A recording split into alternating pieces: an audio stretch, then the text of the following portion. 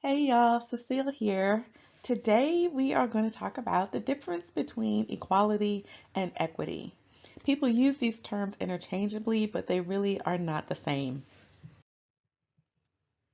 Equality is treating everybody the same, treating everyone equally, basically erasing the differences. Equity is ensuring that everyone has an equal opportunity, equal access, and equal chance for success. And to demonstrate, let's use a little story. Let's pretend we have an organization, and the organization's mission is to make sure that families have enough healthy food to eat. Not only is it healthy, but it's enough so that everybody in the family can be full. Now, in your area, the food budget to have enough to eat and for everyone to be healthy is $25 per week per family. Your organization has $30 per week to distribute. If we're going to use an equality approach, then we're basically focused on the people doing the giving. We're focused on the people or the entity that has the power. And people who have the power, who are using the equality mentality, say things like, I treat everyone the same. I don't play favorites. I treat people fairly. And even I don't see color. Because equality is about erasing the differences and making everything the same. And so if our organization is going to distribute the funds equally, then we've got three families. So let's say we're going to serve three families. And our first family has a food budget of $10 per week. Second family has a food budget of $15 per week. And the third family has a food budget of $24 per week. Now, keep in mind, the goal is for each family to have $25 per week so they can all eat healthy and all be full. If we're distributing the funds equally, everybody is going to get $10. But this is why equality doesn't necessarily lead to equity.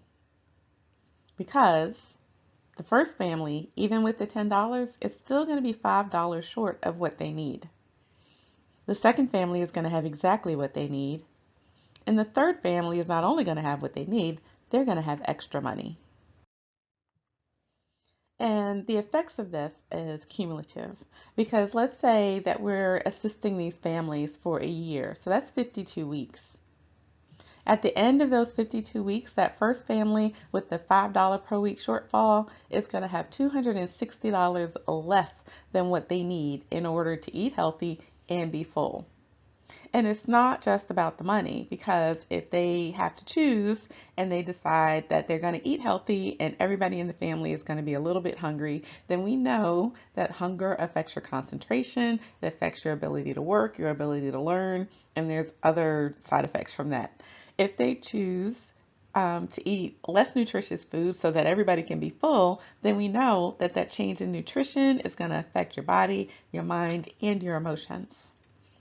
On top of that, there are social effects because our society tends to blame people for their circumstances rather than understanding that people's circumstances dictate their choices. And so this family will often be seen or portrayed as not trying hard enough, ungrateful, not pulling themselves up by their bootstraps.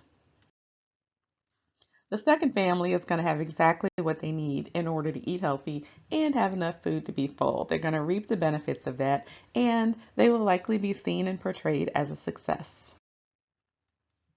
This third family, over the course of a year, is going to have $468 more dollars than they need to be healthy and be full.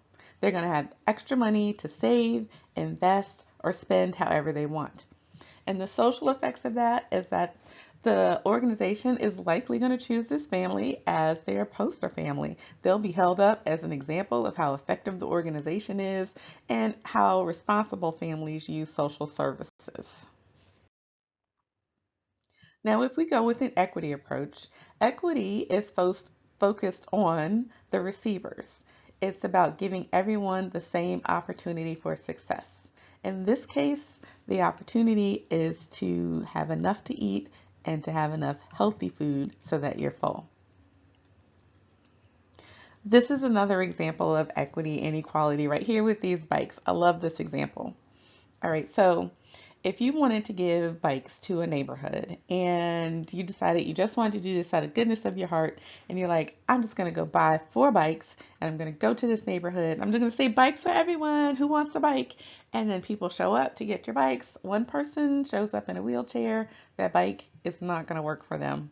This really tall guy shows up and he might use it, but it's going to be super uncomfortable. He can ride it, but you see this tall guy is hunched over because that bike is just too small for him.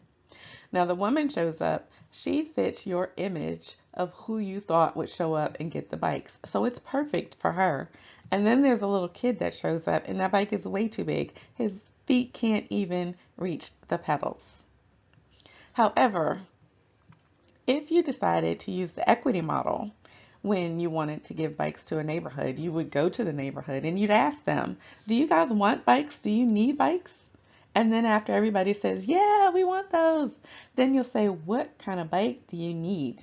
And once you find out, then you go to the bike store and you buy what they need and show up. And you can see in the bottom row, the woman in the wheelchair has a 3-wheel bike that has the hand pedals on it, so she gets to ride. The tall guy has a big bike, so he gets to ride comfortably. The woman, who's the model that you thought of the people who would show up, she gets the bike that you were going to buy for everyone. And then the little kid gets a little bike. And the point of this is everyone now has an equal opportunity to ride. It doesn't matter if they're riding to go to work, if they're riding for fun, if they're riding for exercise. The point is, with the equity model, everyone has an equal opportunity to ride. With the equality model, not so much. Everybody didn't get a chance to ride.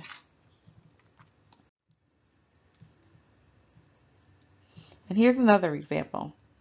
You can see the people in this picture, in this drawing. For some reason, they're not in the stands. They didn't buy a ticket. They couldn't get in. They're watching the game over the fence. And let's say you're driving by and you see them and they can't see over, and you're like, oh, let me just give them some boxes so that everybody can see over the fence. Well, you can see in the equality model, it doesn't work for everybody. First of all, the tall guy doesn't need a box. He can see over the fence anyway, so you're giving him something he doesn't even need. The little girl, you give her the box and she can kind of see over the fence if she's up on her tiptoes and pulling herself up over the fence. But with the equity model, you can see giving her 2 boxes, she can actually stand up there and watch the game as comfortably as the tall guy. And the guy in the wheelchair, giving him a box, it's like giving him nothing. It doesn't do anything for him at all.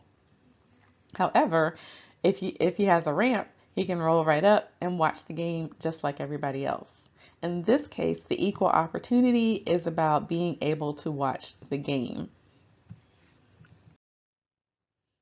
So let's go back and look at our families and look at what happens when we distribute the funds equitably. Remember, the first family has a food budget of $10 per week. The second family has a food budget of $15 per week. And the third family has a food budget of $24 per week. Out of our $30, the organization would give $15 to the first family, $10 to the second family, and $1 to the first family. And the organization would have money left over to help other families. Equitable distribution gives each family a similar chance for success. They all have a chance now to eat healthy food and have full bellies. And the organization has an extra $208 over the course of 52 weeks to help other families. Equality is often a simplistic approach to complex issues.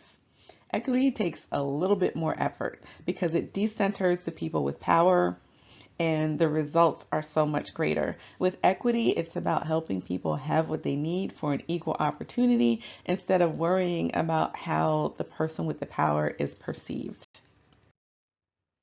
Want to know more about social justice? Then check me out at patreon.com/therealcecile. As always, I'm sending you fierce love, and I'll see you next time.